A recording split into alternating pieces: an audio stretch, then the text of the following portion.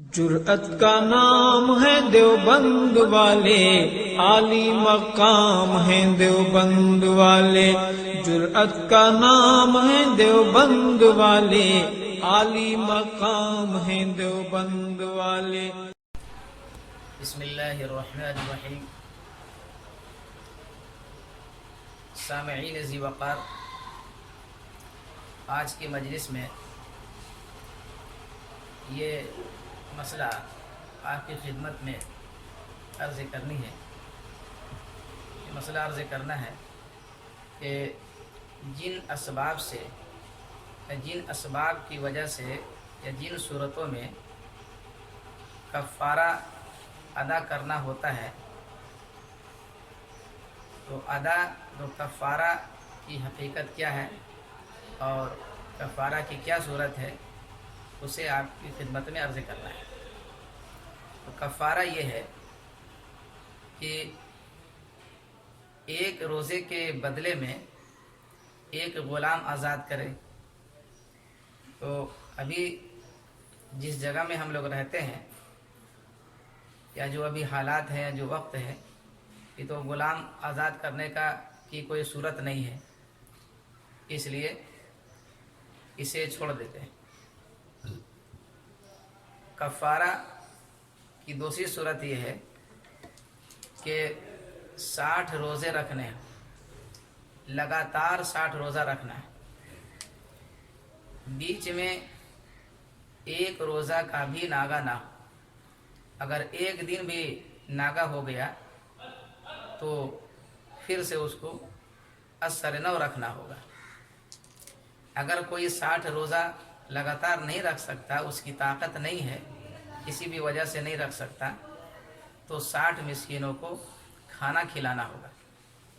تو کفارے کا مطلب یہ ہوا کہ رمضان کے روزے میں، اچھا یہ بات بھی ذہن میں رہے کہ کفارہ صرف رمضان کے روزے کے اندر گڑبڑی پیدا کرنے سے ہوگا۔ رمضان کے علاوہ کوئی اور روزہ ہے اور اس میں وہ حرکت کر بیٹھا جس کی وجہ سے کفارہ لازم ہوتا ہے، تو وہاں کفارہ نہیں ہوگا۔ صرف رمضان کے روزے میں اگر کسی نے وہ صورت اپنائی یا وہ حرکت کیا جس سے کفارہ لازم ہوتا ہے، تو یہاں کفارہ ادا کرنا ہوگا۔ یہ بات ذہن میں رکھیں۔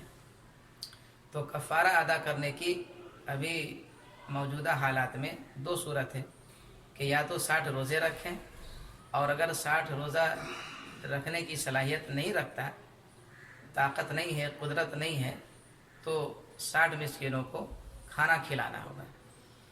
تو 60 مسکینوں کو کھانا کھلانے کی صورت بھی فقہاء کرام نے واضح کر دیا ہے۔ یہ مسکینوں کو کھانا کھلانے کے سلسلے میں یہ شرط ہے کہ 60 مسکینوں کو دونوں وقت پیٹ بھر کر کھانا کھلایا جائے، چاہے ایک ہی دن دونوں وقت کھلا دیں اور چاہے 2 دن 2 وقت کھلا کر ایک دن پورا کر دیں، دونوں صورت صحیح ہے۔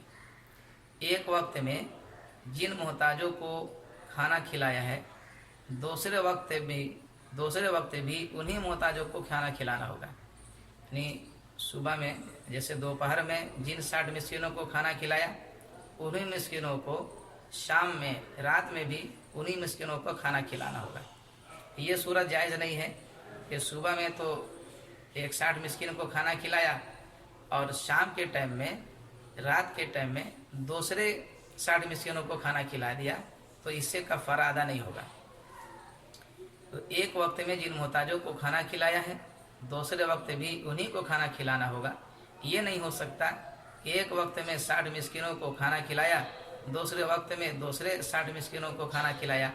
ہاں یہ ممکن ہے کہ 60 روز تک ایک ہی مسکین کو کھانا کھلائے، یہ صحیح ہے کہ 60 روز تک ایک ہی مسکین کو کھانا کھلائے، یا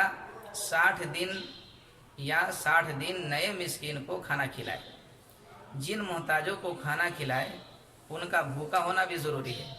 یہ جو آج کل رسمی طور پر جو اپنے آپ کو مسکین، غریب جو ظاہر کرتے ہیں، وہ تو پہلے سے پیٹ بھرے ہوئے ہوتے ہیں، ان کی تو روزانہ دعوتیں ہوتی ہیں، تو آئے دن لوگ انہیں کو صدقہ خیرات زکوٰۃ وغیرہ کی رقمیں دیتے ہیں، یہ درست نہیں ہے. انہیں تھوڑا بہت جو صدقہ خیرات تھوڑا بہت جو ہے کر دیں، یہ اخلاقی طور پر یہ الگ بات ہے.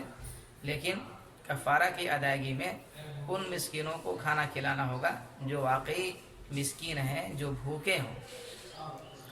تو مسکین کو انہی مسکینوں کو کھانا کھلائے جن کو بھوک لگی ہو، جو بھوکا ہو. بھوکا ہونا ضروری ہے. پیٹ بھروں کو کھانا کھلانے سے کفارہ ادا نہیں ہوگا. کھانے کے بجائے 2 وقت کے کھانے کے بقدر 60 مسکینوں کو صدقہ بھی دیا جا سکتا ہے. لیکن اگر ایک ہی شخص کو ایک ہی روز 60 مسکینوں کے 2 وقت کے کھانے کے بقدر صدقہ دے دیا تو یہ صورت بھی صحیح نہیں.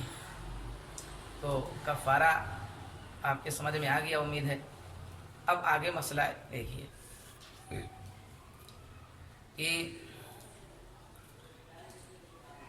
کفارہ کے جو اسباب بتائے گئے ہیں وہ بہت سارے اسباب دوسری ویڈیو میں آپ کو مل جائیں گے، اس میں آپ دیکھ لیجئے. تو کفارہ ادا ہونے کی کفارہ کی وجہ یعنی کفارہ کا سبب، ایک سبب ہے صحبت. یعنی اگر یہ کفارہ لازم ہوا ہے صحبت کی وجہ سے تو معاملہ تھوڑا اور سخت ہو جاتا ہے.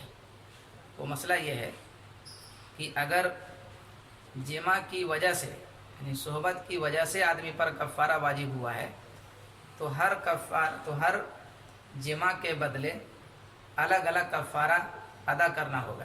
مثلا ایک رمضان میں ایک دن اس نے صحبت والی غلطی کر لی تو ظاہر ہے کہ اس کے اوپر کفارہ واجب ہو گیا. یعنی اب وہ عید کے بعد جب موقع ملے تو 60 روزے رکھے یا 60 مسکین کو کھانا کھلائے. اور اسی رمضان میں دوسرے دن بھی یہی حرکت کر لی تو اس کے ذمے 2 الگ الگ کفارے ہوں گے.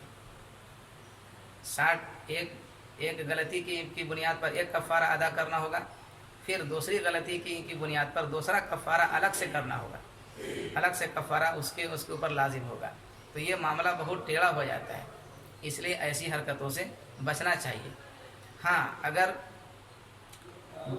کفارہ جو لازم ہوا ہے وہ جماع کی وجہ سے نہیں بلکہ دوسرے اسباب کی وجہ سے جو اور اسباب بتائے گئے ہیں، تو اگر جماع کو چھوڑ کر کے صحبت چھوڑ کر کے دوسری وجہ سے اگر کفارہ واجب ہوا ہے تو ایک ہی رمضان میں جتنے بھی کفارہ لازم ہونے والے اسباب پائے جائیں گے تو ایک ہی کفارہ اس کے لیے کافی ہوگا.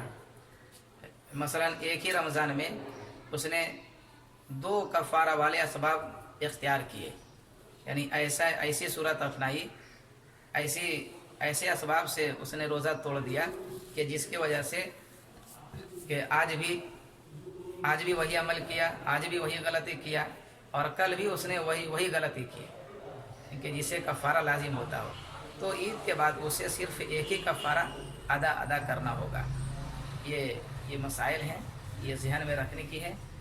سب سے پہلی بات تو یہ ہے کہ ایسی حرکت نہ کیا جائے کہ جس سے کفارہ ادا کرنا ہو. روزہ احترام کی چیز ہے، اس سے مقصد ہی اللہ تبارک و تعالیٰ کو تقوی پیدا کرنا ہوتا ہے.